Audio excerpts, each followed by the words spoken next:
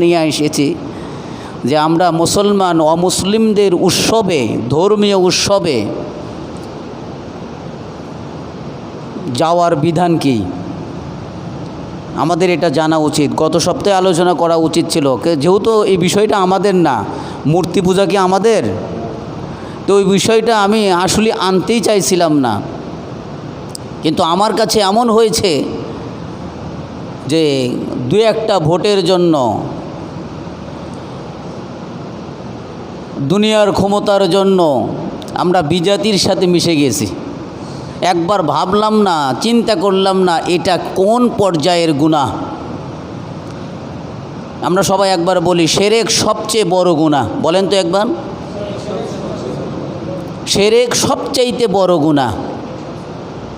শিরক, মূর্তি পূজা, মিথ্যা, এই কর্ম থেকে দূরে থাকতে হবে। আল্লাহ তাআলা এই বিষয়ে আদেশ করেন সূরা হজ্জের 30 নম্বর আয়াতে বলেন, অপবিত্র মূর্তি থেকে তোমরা বেঁচে থাকো, মিথ্যা থেকে বেঁচে থাকো। দুইটা অপরাধ খুব মারাত্মক অপরাধ। একটা হলো মিথ্যা বলা, একটা কি বলেন, আর একটা হলো মূর্তি পূজা করা, আর একটা কি। সূরা হজ্জে 30 নম্বর আয়াতে বলেন, ফাজতানিবুর রিজসা মিনাল আওসান। আল্লাহ তাআলা বলেছেন, আল্লাহর অর্ডার এটা, তোমরা অপবিত্র মূর্তি থেকে বেঁচে থাকো। ওয়াজতানিবু কওলা জুর, এবং মিথ্যা কথা থেকে বেঁচে থাকো। মিথ্যা ওয়াসার অনুষ্ঠান থেকে বেঁচে থাকতে হবে। যারা মোমেন, যারা আল্লাহ তাআলার বান্দা, তারা অনর্থক গর্হিত ওয়াসার অনুষ্ঠানে তারা অংশগ্রহণ করে না, যায় না।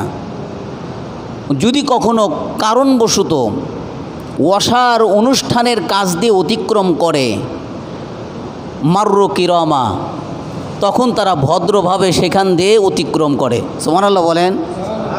এটা মুমিনের বৈশিষ্ট্য, একজন আল্লাহ তাআলার বান্দার বৈশিষ্ট্য, রহমানের বান্দার বৈশিষ্ট্য। আর যারা রহমানের বান্দা না, তারা তো খেয়াল খুশি, মন যা চায়, আপনার মনের ইচ্ছা মোয়াফেক আপনি চলাফেরা করতেছেন, আপনি প্রকৃত আল্লাহর বান্দা হতে পারেন নাই। মূর্তি পূজাটা এতই ভয়ঙ্কর, মারাত্মক। এই মূর্তি পূজা থেকে হযরত ইব্রাহিম আলাইহিস সালাতু ওয়াস সালাম তিনি দোয়া করেছেন আল্লাহর কাছে। সূরা ইব্রাহিম 35 নম্বর আয়াতে আল্লাহ তাআলা তা ঘোষণা করেছেন, আমার নবী ইব্রাহিম আমার কাছে এভাবে দোয়া করত, ওয়াইয ক্বালা ইব্রাহিমু রব্বি জাআল হাযা বালাদান আমিনা।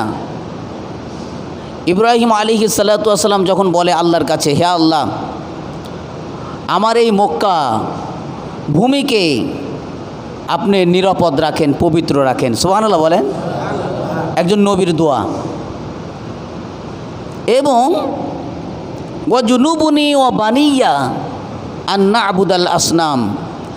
এরপরে ইব্রাহিম আলাইহিস সালাতু ওয়াস সালাম বলছেন, হে আল্লাহ, আমাকে এবং আমার সন্তানদেরকে মূর্তি পূজা থেকে আপনি বাঁচিয়ে রাখেন। সুবহানাল্লাহ বলেন। আমাদের জাতির পিতার নাম কি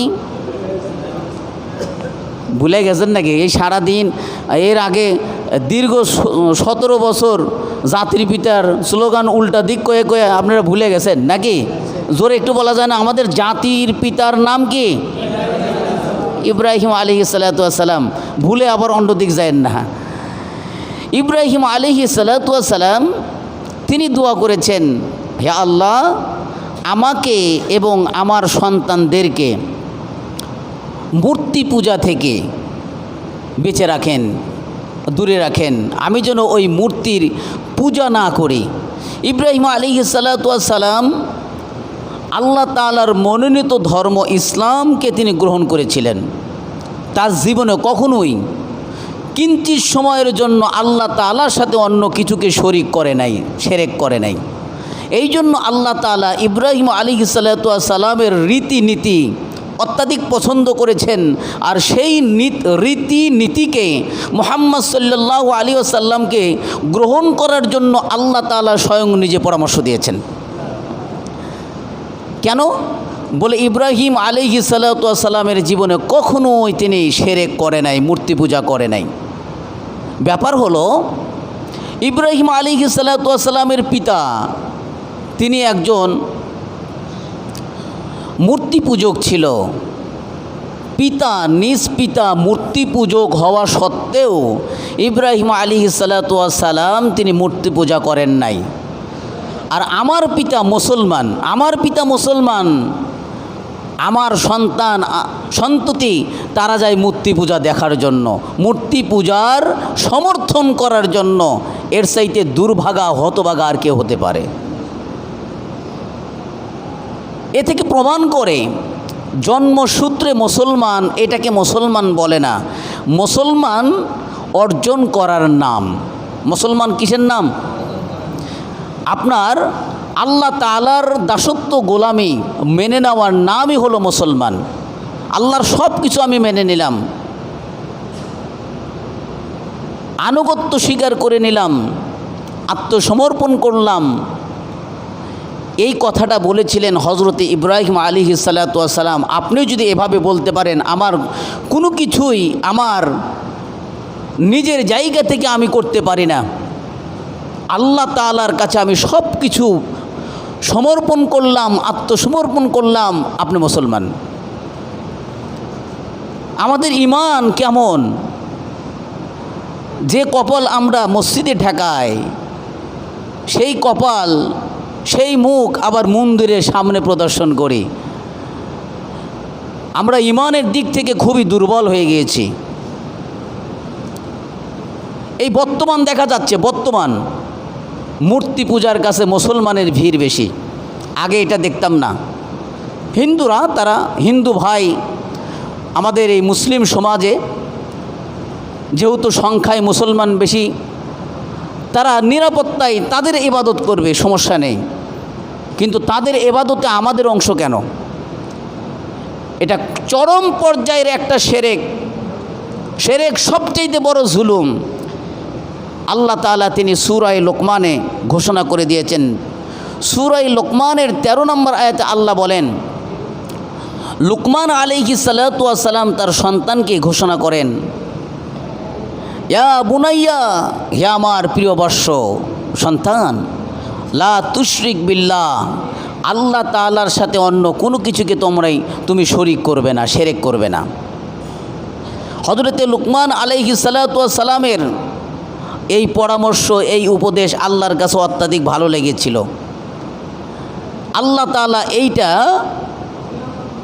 এই সমস্ত উম্মতকে প্রকাশ করে দিলেন যে লুকমান আলাইহিস সালামের এই উপদেশটা আমার কাছে ভালো লাগছে।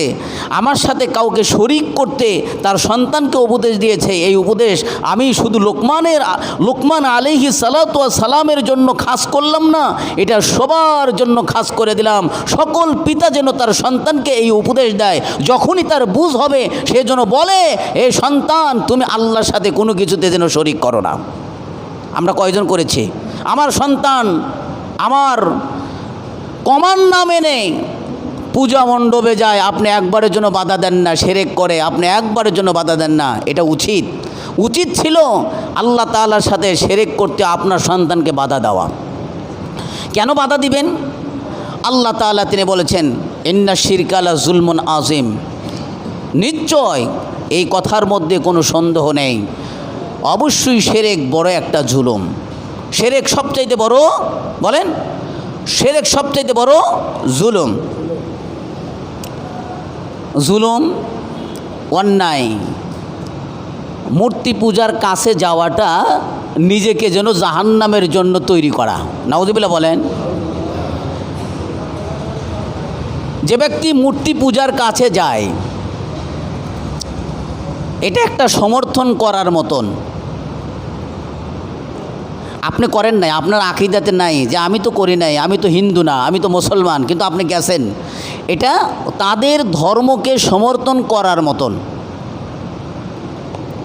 আপনি যদি যান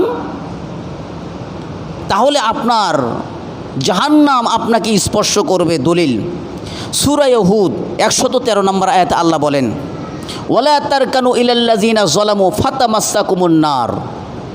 আল্লাহ তাআলা তিনি বলছেন, তোমরা অন্যায় কাজের দিকে তোমরা ধাবিত হইও না, অন্যায় কাজের দিকে যাবে না। ওয়ালা তারকানু, অগ্রসর হবে না সেদিকে, ঝুঁকে পড়বে না। তারকানু শব্দের অর্থ হলো ঝুঁকে পড়া, যাওয়া। যদি তোমরা যাও ফাতামাসসাকুমুন নার, তাহলে জাহান্নাম তোমাদেরকে স্পর্শ করবে। নাউযুবিল্লাহ বলেন। হযরত আদম আলাইহিস সালাতু ওয়াস সালাম গন্ধম খাওয়া তার নিষেধ ছিল, যাওয়া নিষেধ ছিল না, কিন্তু আল্লাহ তাআলা ঘোষণা করে দিলেন যেটা গুনাহের কাজ তার নিকটবর্তী যাওয়াটাও গুনাহ। তুমি গুনাহ করো নাই, কিন্তু গুনাহ করতে তুমি অভ্যস্ত হয়ে পড়বে। ওয়ালা তাকরাবা হাযিহি শাজারা, এই গাছের নিকটবর্তীও আসো না। আসলে আল্লাহর উদ্দেশ্য ছিল ওই গাছের ফল খাইও না, কিন্তু আল্লাহ তাআলা অর্ডার করলেন ওই গাছের নিকটেও যাও না। তার মানে ওই গাছের কাছে যাইতে যাইতে এক সময় তুমি ওই গাছের ফল খাবে। কাছেই গেলে না, তাহলে ওই ফল খাবে না, তোমার দ্বারা অপরাধ হবে না। অপরাধের কাজকর্মের নিকটবর্তী যাওয়াটাও অপরাধ। মুফাসসিরে কিরামগণ এই আয়াতে তাফসির করেছেন, অন্যায় কাজের কাছে যাওয়াও অন্যায়কে সমর্থন করা, সুতরাং এটা পাপের কাজ, তা থেকে আমাদেরকে বেঁচে থাকতে হবে।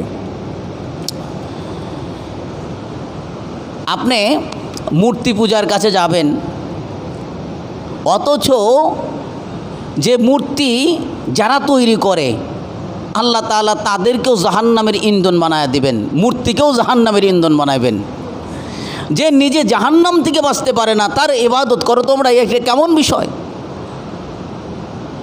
যে নিজের পায়ে ভর হতে পারে না, বাঁশ দিয়ে খাড়া করে ভর করে রাখতে হয়, এই প্রতিমা এই মূর্তির পূজা তোমরা কেমনে করো? আমার তো বুঝা আসে না।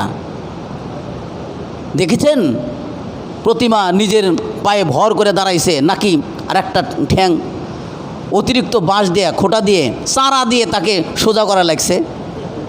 এরই ইবাদত করো, একবার কি তোমার মাথায় কাজ করে না? অথচ আমাদের মুসলিম জাতি কতক ব্যক্তি সেখানে যায় বলে যে দুর্গা সব দিতে পারে। নাউযুবিল্লাহ বলেন। আমি ওই জায়গা থেকে আলোচনাগুলো খুব কষ্ট লাগছে আমার। এটা আলোচনা না, আমরা মুসলমান, দুর্গা পূজার আলোচনা এখানে হবে কেন? কিন্তু আমাদের অসাবধানতার কারণে আমাদের ঈমান নষ্ট হয়ে যাচ্ছে। আল্লাহ তাআলা তিনি বলছেন, তোমরা যারা মূর্তি পূজার উপাসনা করো, মূর্তি পূজা করো, ওই মূর্তি সহকে তোমাদেরকেও জাহান্নামের ইন্ধন বানানো হবে। সূরা আম্বিয়া 98 নম্বর আয়াতে আল্লাহ তাআলা বলেন, ইন্নাকুম আমা তা'বুদুনা মিন দুনিল্লাহি হাসাবু জাহান্নাম। তোমরা যার ইবাদত করো আল্লাহ তাআলাকে বাদ দিয়ে, তোমরা যার ইবাদত করতেছো সেই মূর্তির এবং তোমাদের সহ হাসাবু জাহান্নাম, তোমাদেরকে জাহান্নামের ইন্ধন বানানো হবে। এই দলিল কে দিয়েছেন? আল্লাহ তাআলা দিয়েছেন। কোথায় দিয়েছেন? সূরা আম্বিয়া 98 নম্বর আয়াতে আল্লাহ তাআলা বলেছেন, যারা আল্লাহ তাআলার সাথে শিরক করে, অংশী স্থাপন করে, এদের জন্য অবশ্যই অবধারিত জাহান্নাম, এদের জন্য জান্নাত হারাম, এদের জন্য অবশ্যই জাহান্নাম রয়েছে। নাউযুবিল্লাহ বলেন। আল্লাহ সব অপরাধ মাফ করতে পারেন, তার ইচ্ছাধীন ব্যাপার। আল্লাহ তাআলা আগেই ওপেন করে দিয়েছেন, আমি শুধু একমাত্র শিরকের অপরাধ মাফ করব না। শিরক কোনো ব্যক্তি করলো সে ধ্বংস, তার পিছনের সমস্ত আমলকে আল্লাহ তাআলা নষ্ট করে দিবেন। নাউযুবিল্লাহ বলেন। আল্লাহ তাআলা তিনি বলছেন সূরা মায়েদা 72 নম্বর আয়াতে বলেন, ইন্নাহু মা ইউশরিক বিল্লাহি ফাকাদ হারামাল্লাহু আলাইহিন নার ফাকাদ হারামাল্লাহু আলাইহিল জান্নাহ।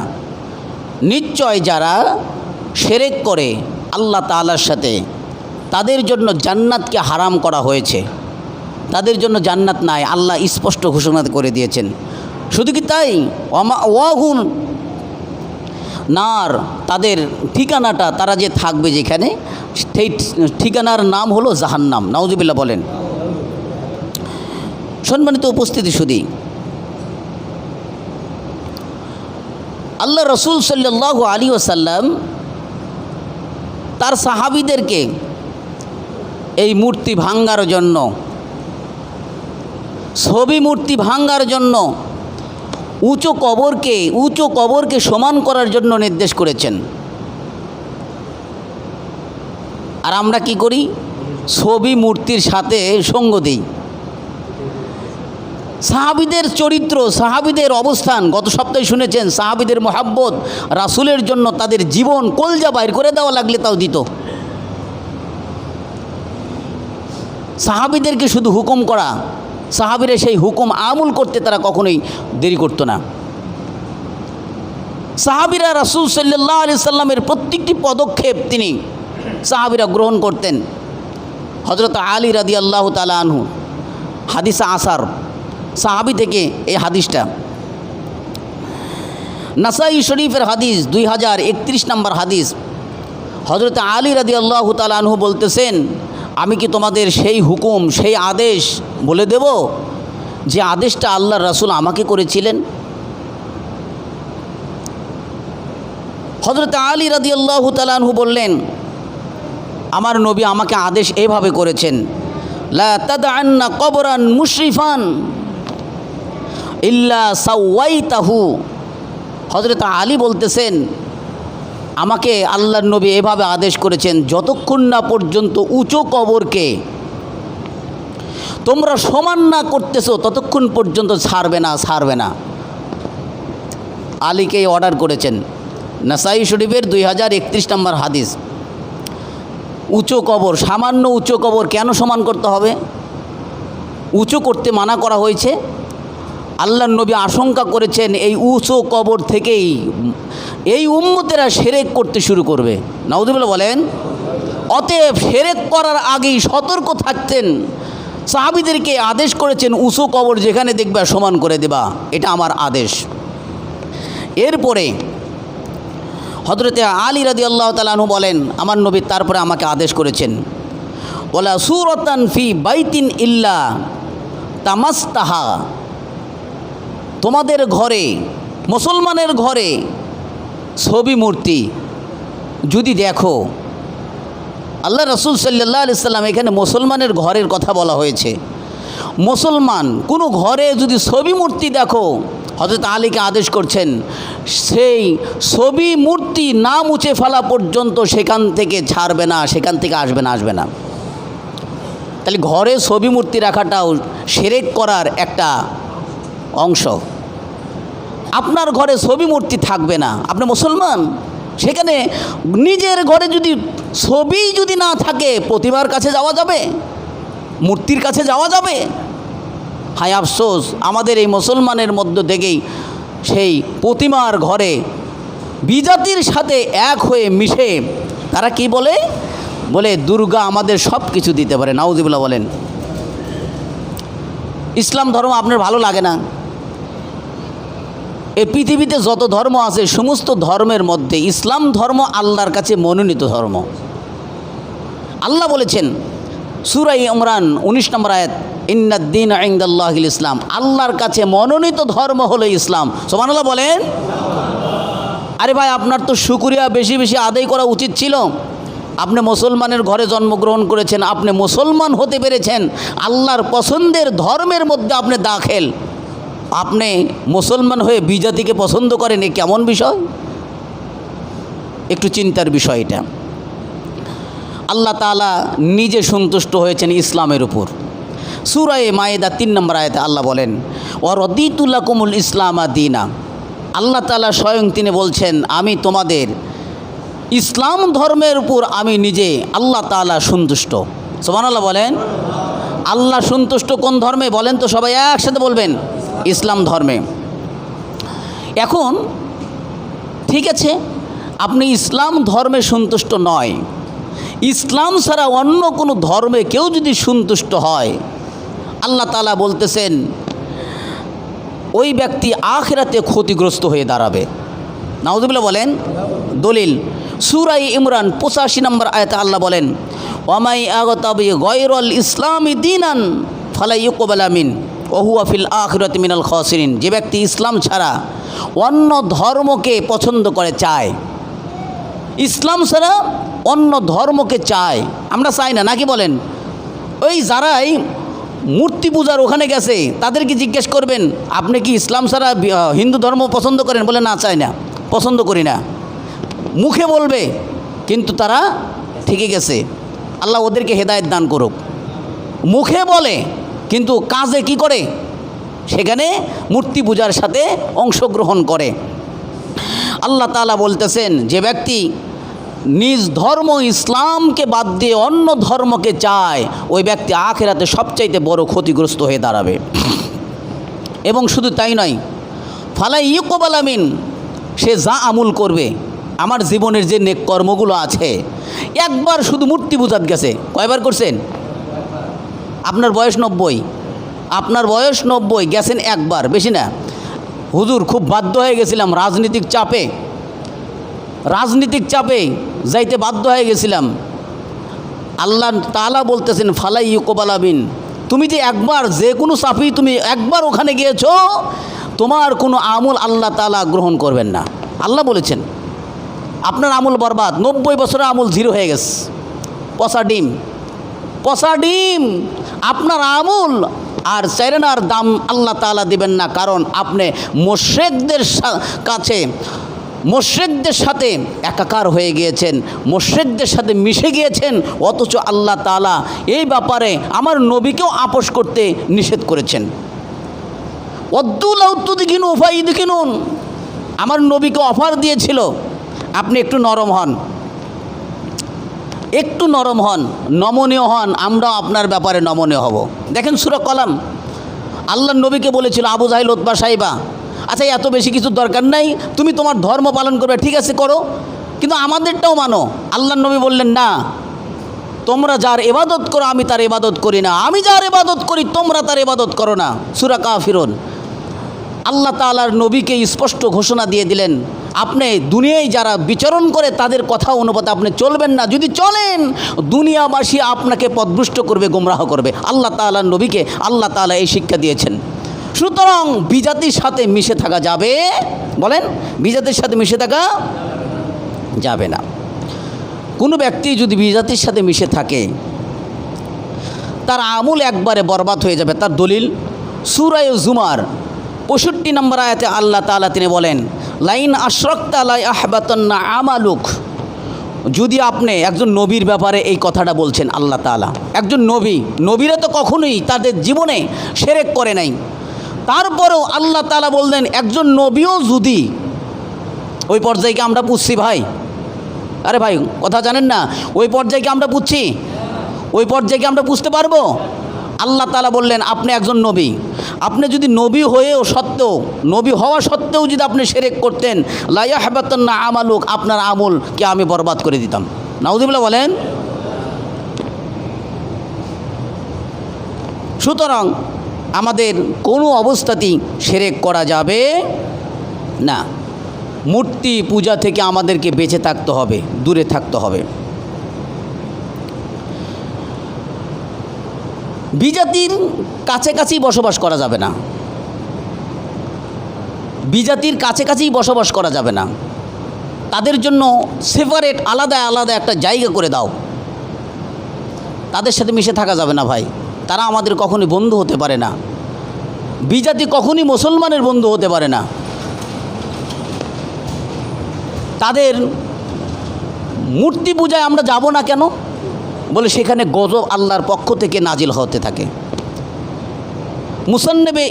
মুসান্নবে আব্দুর রাজ্জাক, এই হাদিস নাম্বার হলো 1609। হযরত ওমর ইবনে আল খাত্তাব রাদিয়াল্লাহু তাআলা আনহু তিনি বলছেন, হাদিসে আসার এক সাহাবী থেকে, ওমর থেকে এই হাদিসটা বর্ণনা হয়েছে। তিনি বলতেছেন, লা তাতাআল্লামু রাতানাতাল আআজিম। হযরত ওমর রাদিয়াল্লাহু তাআলা আনহু বলতেছেন, শোনো, বিজাতির কোনো শব্দ চয়নও তোমরা শিখো না। আরে ভাই, গীতা শেখা যাবে না, বাইবেল এগুলো শেখা যাবে না। তাদের মতন করে অনেককে দেখা গেছে এই বর্তমান পূজা মণ্ডপে, আমাদের মুসলিম জাতির অনেকে গীতা পড়তে দেখেছি, আমি আফসোস করছি। এই ব্যাপারে সাহাবীদের উক্তি রয়েছে, সাহাবীরা এটাকে ব্যাপকভাবে নিষেধ করেছেন। শুধু তাই নয়, কেন তোমরা সেটা শিখবে না? কারণ তাদের সাথে তোমাদের কখনোই কোনো অবস্থায় সাদৃশ্য হওয়া যাবে না। ওয়ালা তাদখুলু আলাইহিম ফি কানাইসিহিম ইয়াউমা ঈদিহিম, তাদের উৎসবের গির্জা মন্দিরে তোমরা কখনোই সেখানে প্রবেশ করবে না। কেন? ফা ইন্না সাখতা তানজিলু আলাইহিম, কেননা আল্লাহ তাআলার পক্ষ থেকে সেখানে গজব নাজিল হয়। নাউযুবিল্লাহ বলেন। সুতরাং আমরা কোনো অবস্থায় মূর্তি পূজার ধারের কাছেও আমরা যাব না। যে ব্যক্তি যে জাতির অনুসরণ করে ওই ব্যক্তি তারই অন্তর্ভুক্ত। আমি বিজাতির অনুসরণ করলাম, বিজাতিকে ভালোবাসলাম, আল্লাহর নবী বলতেছেন এই ব্যক্তি আমার তো উম্মতে নাই, বরংস সে ওই জাতির অনুসরণ করার কারণে ওই ব্যক্তি ওই জাতির অন্তর্গত হয়ে গেছে। দলিল আবু দাউদের হাদিস 4031 নম্বর হাদিস।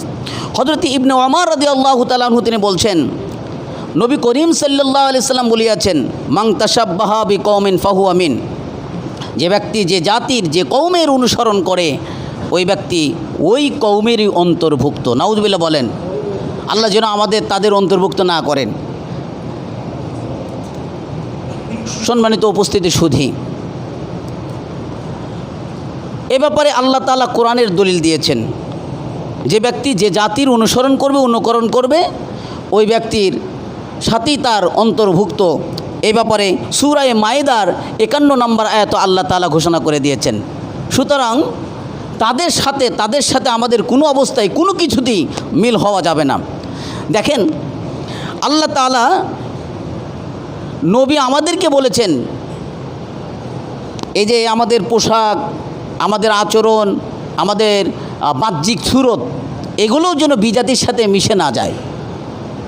আল্লাহ নবী বলছেন, বিজাতির তোমরা মুখাতেলেফ করো, বিরোধিতা করো, তোমরা তোমাদের দাড়িকে বড় করো, লম্বা করো, আর গোপকে ছোট করো, তাও তোমরা কখনোই বিজাতির অনুসরণ করবে না। তোমরা মাথায় টুপি দাও, বিজাতিরা মাথায় টুপি দেয় না। বিজাতির শিখ তারা মাথায় পাগড়ি দেয়। ভাই, আপনাদের পাগড়ি আর কয়জাল্লা?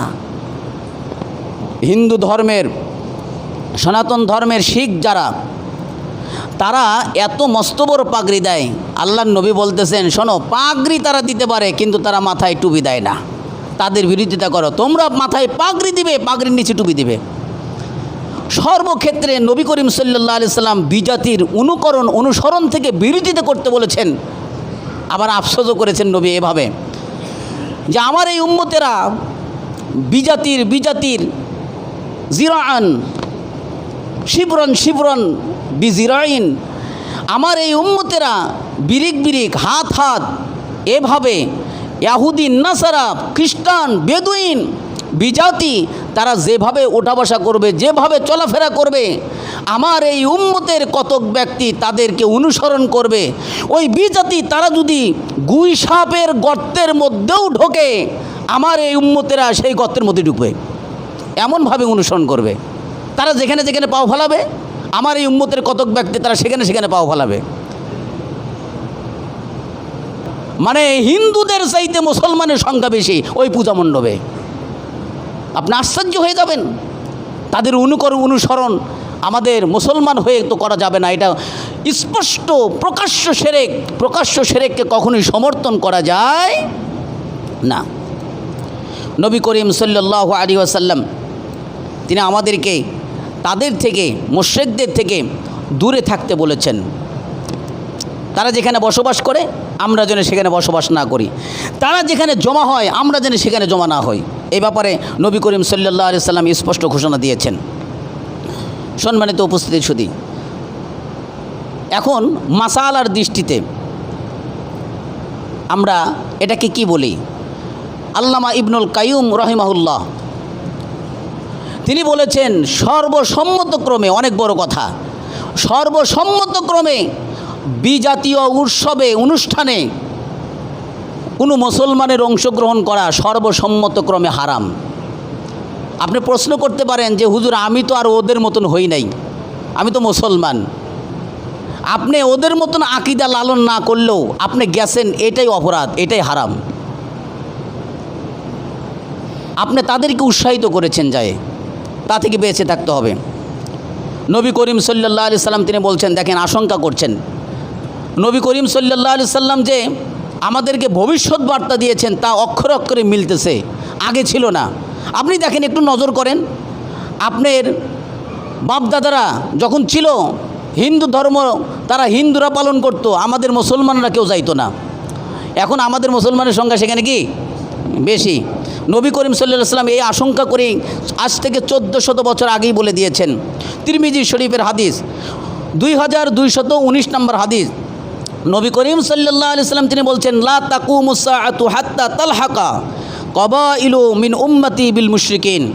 আমার নবী সাল্লাল্লাহু আলাইহি সাল্লাম বলতেছেন, ওই দিন আসা না পর্যন্ত কিয়ামত ঘটবে না।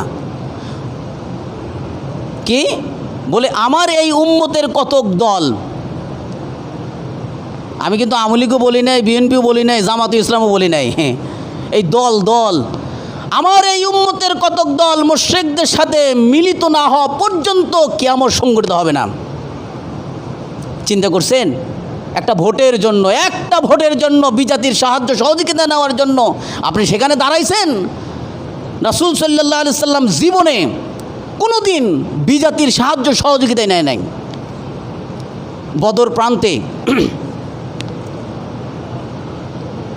বদর প্রান্তে উবাইরা নামক এক স্থানে নবী করিম সাল্লাল্লাহু আলাইহি সাল্লাম দাঁড়াইছেন। সেখানে একজন বিখ্যাত যোদ্ধা বিজাতি এসে বলতেছে আমি আপনাকে আপনার যুদ্ধে সাহায্য সহযোগিতা করব। এক বিজাতি নবীকে সাহায্য করবেন যুদ্ধের ময়দানে। বদরে একজন বেশি হইল তো অনেক বেশি, 313 জন লড়াই করছে, কয়জন? আর যে ব্যক্তি বলতেছেন ওই বিজাতি, তার নাম সুনাম ব্যাপক ছিল, সে ব্যাপক বড় একজন যোদ্ধা ছিল। নবীকে এসে বলতেছে আমি আপনাকে সাহায্য করতে চাই যুদ্ধে।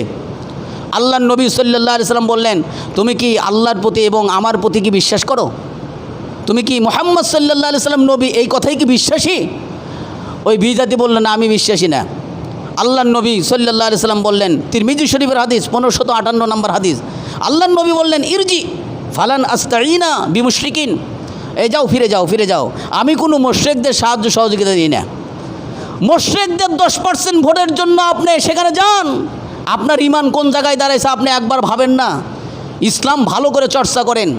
ইসলাম বলে আপনি বিজাতির ভোট নেবেন, ভোট নেওয়ার উদ্দেশ্যে আপনি স্বর্গীয় পূজায় শুভেচ্ছা বিনিময় করবেন, এ কত বড় আশ্চর্য!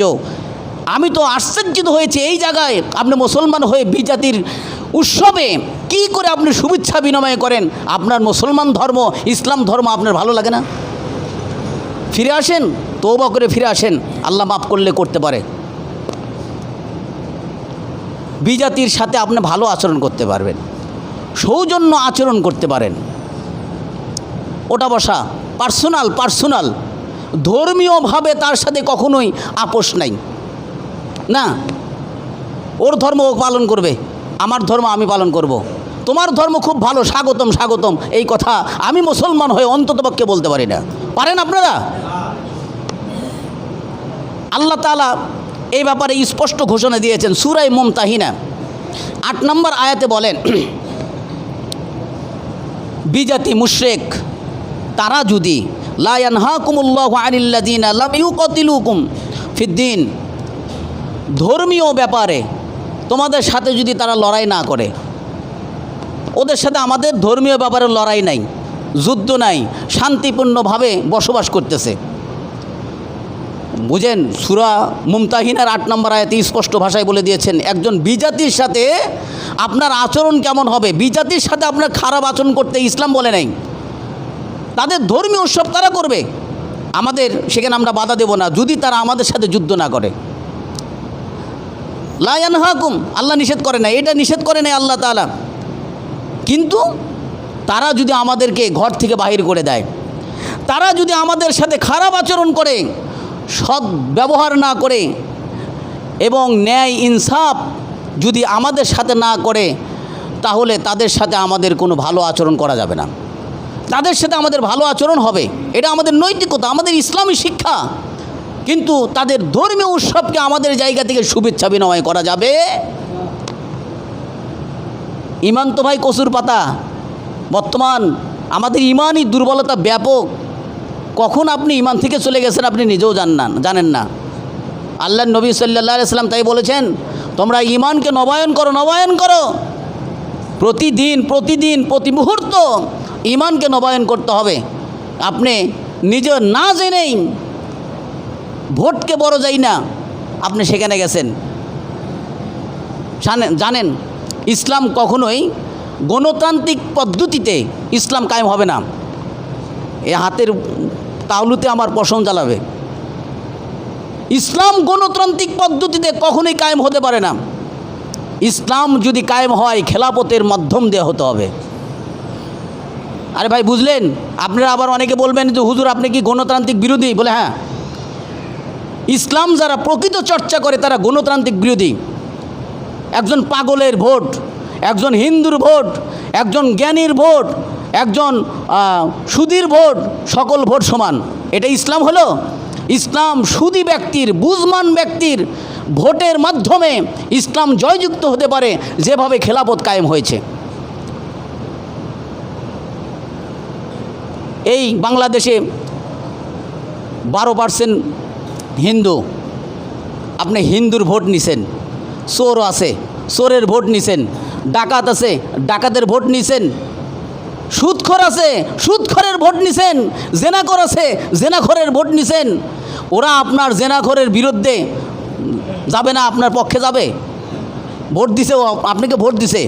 আপনি যখনই খেলাফত কায়েম করবেন, খেলাফতের 1 নম্বর লক্ষ্য হলো আল্লাহ তাআলার হুকুম এই জমিনে কায়েম করা।